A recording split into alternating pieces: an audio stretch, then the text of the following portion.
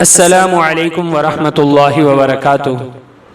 معزز سامعین، خواتین و حضرات، آج ہم بات کریں گے جنات کے بارے میں کہ یہ جنات کسی اور مخلوق کی شکل میں آتے ہیں،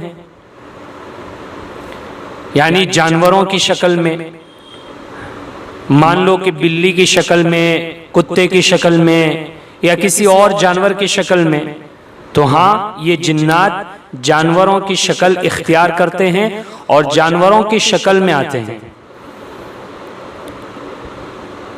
علامہ قسطلانی رحمۃ اللہ علیہ ایک مشہور محدث ہے، مواہب لدنیا میں لکھتے ہیں کہ میں ایک مرتبہ روزہ اطہر یعنی آپ علیہ السلام کی قبر مبارک سے زیارت کر کے واپس لوٹ رہا تھا، اور میرے ساتھ میری خادمہ تھی، ایک لڑکی جو ان کی خادمہ تھی وہ ان کے ساتھ تھی۔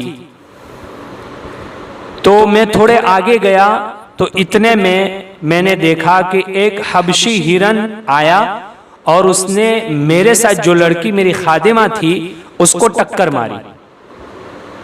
اس حبشی ہرن نے اس خادمہ کو ٹکر ماری، جس کی وجہ سے وہ خادمہ، وہ لڑکی نیچے گر گئی، اور اس کی وجہ سے وہ سخت تکلیف میں رہی۔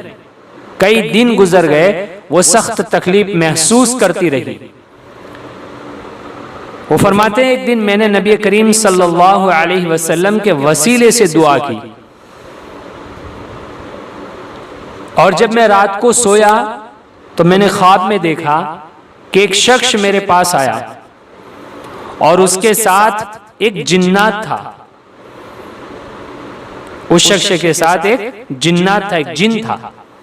وہ شخص مجھ سے کہنے لگا کہ نبی کریم صلی اللہ علیہ وسلم نے اس کو تمہارے پاس بھیجا ہے، اور یہ جنات ہے، اور اس نے ہرن کی شکل میں تمہارے خادمہ کو ٹکر ماری ہے۔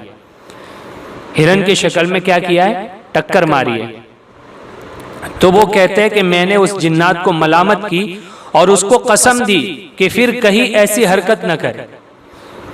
اس کے بعد وہ فرماتے ہیں کہ میری آنکھ کھلی تو میں نے اپنی خادمہ کو دیکھا تو اس پر جو اثرات تھے وہ سب کے سب ختم ہو چکے تھے۔